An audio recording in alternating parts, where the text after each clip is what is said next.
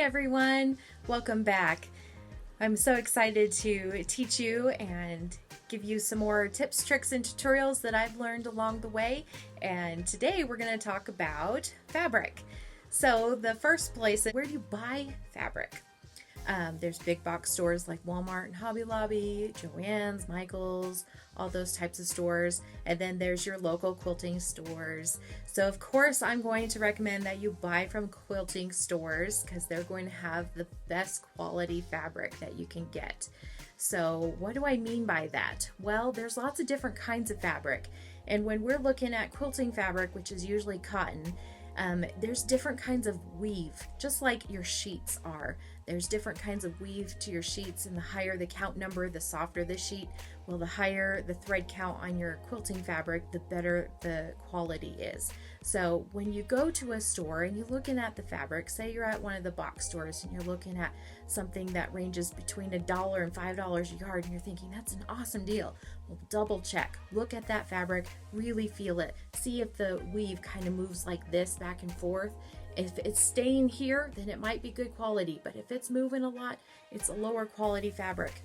The problem with the lower quality fabric is you can have shrinkage, you can have color running, you can have lots of different things. So once you get sewing with that fabric, your quilt might not last very long. So if you want a long-lasting quilt, you want to definitely get that quilt worthy fabric from a quilt shop.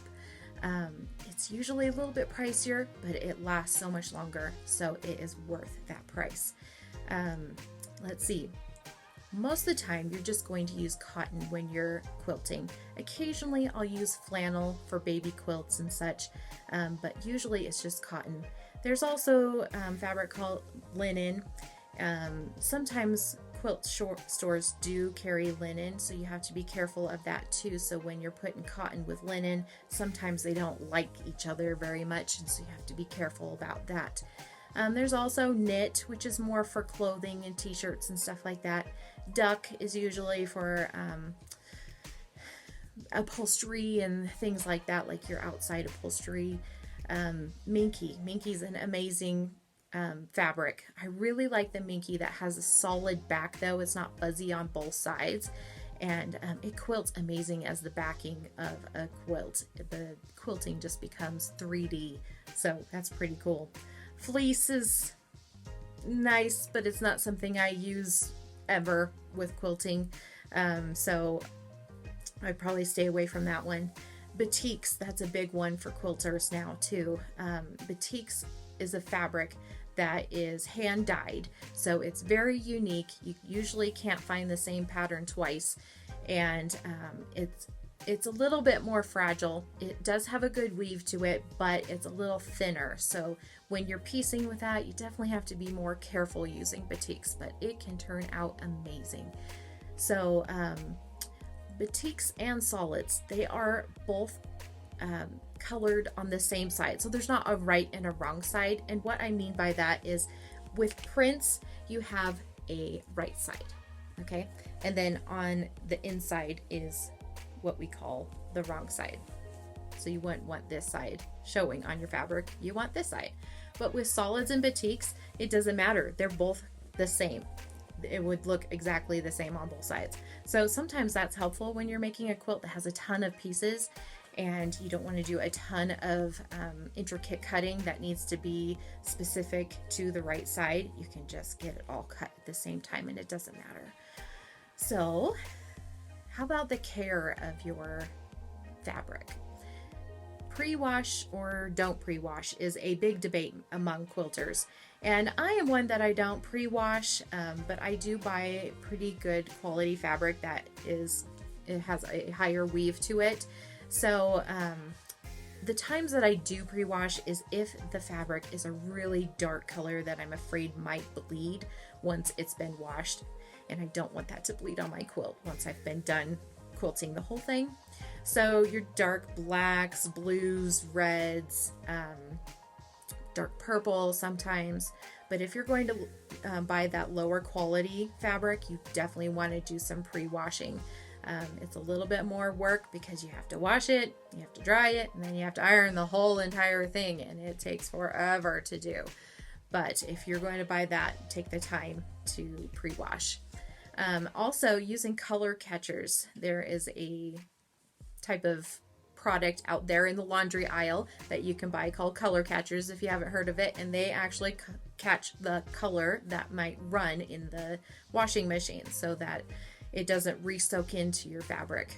So that's a very important tip that you might want to use. Fabric softeners, I'm not a big fan of. I use vinegar instead of fabric softeners. I don't like the film that fabric softeners leave on my clothing or my fabrics.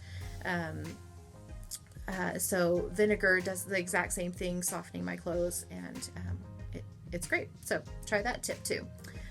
Storage. So here you can see my fabric is stored here behind me. I found that wrapping them in these magazine inserts, they're just like a hard cardstock kind of thing, and then they come with these little snaps. So I'll just snap my fabric together on this like it's its own mini bolt, and then I can store them up right here. The only thing you have to be careful of is if you're going to be storing your fabric out where the sun might have access to it, you want to make sure that you have something covering that window. So in my studio here, I have a UV blackout type fabric curtain hanging so that the UV doesn't come in and ruin and fade the fabric. So if you're going to store them out in the open, definitely do that. If not, store them in a closet or somewhere dark where there's not a lot of humidity and things that might mold your fabric. So let's see.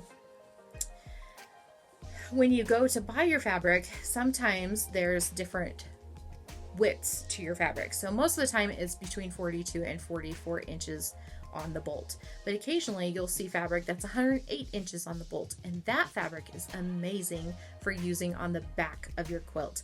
So that way you don't have a seam going down the middle, you don't have to piece things together and make it really hard and wonky for putting your quilt together at the end. So yeah, so that is all for this lesson, and next lesson we're going to talk about ironing. So stay tuned next week and we'll talk to you soon. Thanks.